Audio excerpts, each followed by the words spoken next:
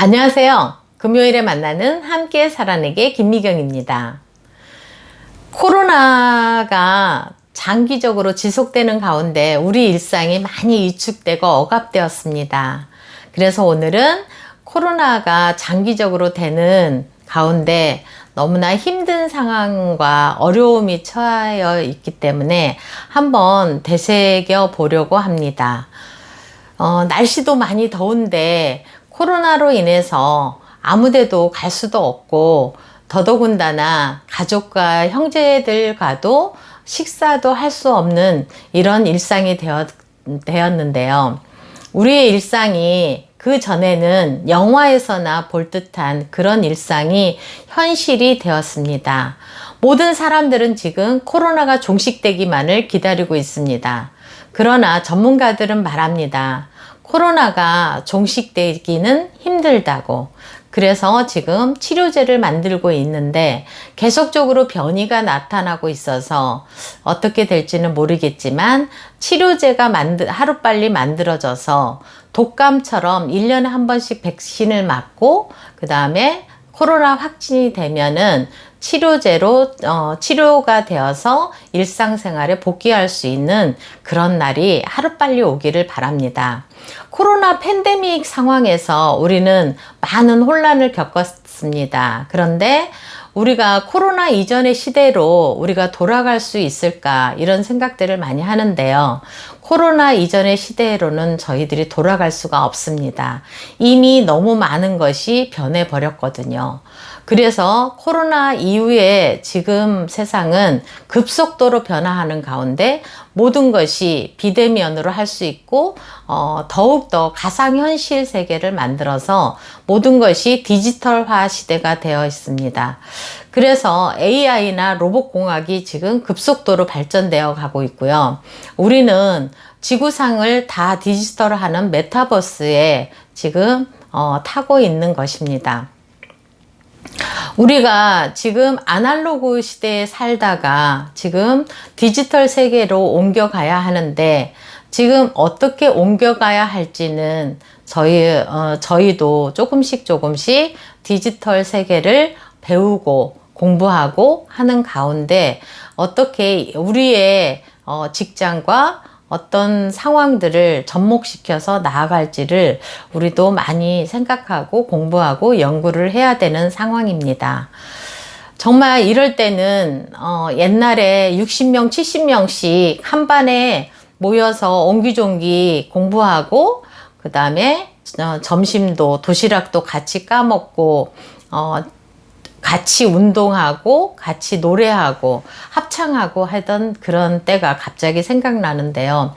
앞으로도 더욱더 그런 시대가 소중하게 생각되어지고 그리워질 것 같습니다. 제가 옛날 이야기를 하나 해드릴 건데요. 옛날에 어떤 왕이 한 분 계셨는데 어느 날 그 왕에게 노여움을 산 신하가 있었습니다. 그래서 그 왕은 그 신하를 사형하기로 결정하였습니다. 그 사형수가 된 신하가 왕에게 말합니다. 왕이 임금님이 사랑하시는 말을 제가 1년 안에 하늘을 날 수 있도록 해 보이겠습니다. 어떻게 하늘을 날 수 있게 하겠느냐? 저에게는 방법이 있습니다. 그래서 그 방법을 시도해 보겠습니다. 1년 동안만 기간을 주신다면 저는 반드시 임금님이 좋아하시는 그 에마에게 하늘을 날 수 있도록 해드리겠습니다. 귀가 쫑긋해진 임금님이 그럼 1년 안에 반드시 하늘을 날도록 말을 하늘을 날도록 하라고 명령합니다. 그런데 옆에서 듣고 있던 한 신하가 임금님이 나가신 후에 말합니다. 1년 후에 저 말을 날 수 없으면 어떻게 하려고 너는 그런 말을 책임 없게 말했니? 그랬더니 사형수가 된 그 신하가 말합니다. 한 치 앞도 모르는 게 우리 인간인데 1년 후의 일을 우리가 어떻게 알겠습니까? 1년 후에 임금님이 돌아가실지, 아니면 내가 죽을지, 아니면 말이 죽을지 아무도 모르지 않습니까? 어쩌면 우스운 얘기 같지만 그 죽음의 직면에 있는 그 상황에서도 희망을 잃지 않고 그렇게 머리를 써서라도 이렇게 살아남으려고 하는 그 사형수가 된 신하를 봤을 때 우리도 희망을 버리지 않았으면 좋겠습니다. 또 한 실예를 하나 들어보겠습니다. 미국의 한 주에 어떤 예쁜 아가씨가 있었는데 사랑하는 남자를 만났습니다. 그 사랑하는 남자와 결혼까지 하게 되었습니다. 결혼하게 되어서 얼마 후에 임신을 하게 되어서 딸 아이를 출산하게 되었습니다. 그런데 그 딸 아이를 출산한 지 8일 만에 이 엄마는 전신마비가 되었습니다.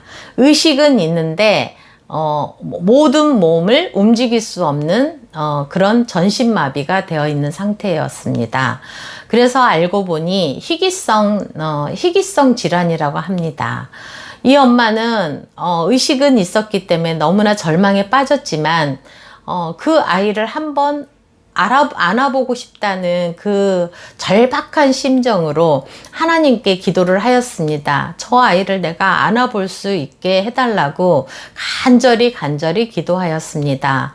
그러면서 그 절박한 심정으로 기도한 것이 얼마 후에 응답이 되었습니다. 그래서 혀를 내밀을 수 있게 되어서 그 아이를 가슴에다 두고 혀로 그 아이와 의사소통을 하기 시작했습니다.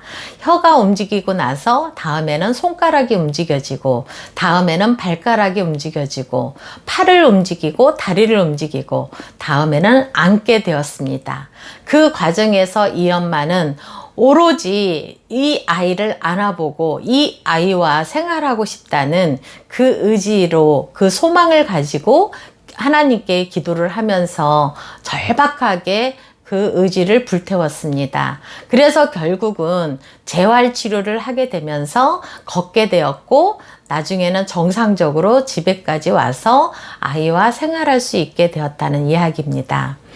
우리가 어떤 상황에 되었을 때 아니야, 이거는 할 수가 없어 라는 절망감을 가지고 포기하는 사람이 있습니다. 그렇지만 이렇게 이 엄마처럼 어떤 삶의 의미가 있고 삶의 목적이 있다면 반드시 그걸 이루고야 말겠다는 그런 의지가 생깁니다. 또한 소망이 생깁니다. 사형수가 된 그 신하처럼 희망을 품어봅니다. 우리에게도 지금 필요한 것은 희망과 소망과 삶의 의미를 빨리 찾는 그런 시간들이 되어야 되겠습니다. 디지털화 되어서 거기에 준비하는 것도 중요하지만 우리는 지금 몸과 마음을 지키고 우리의 마음을 더욱더 지키는 그런 관리를 하는 게 더 중요하다고 생각합니다. 지금까지 들어주셔서 감사하고요. 좋으셨다면 구독, 좋아요 눌러주시고요. 함께 살아내기의 김미경이었습니다. 감사합니다.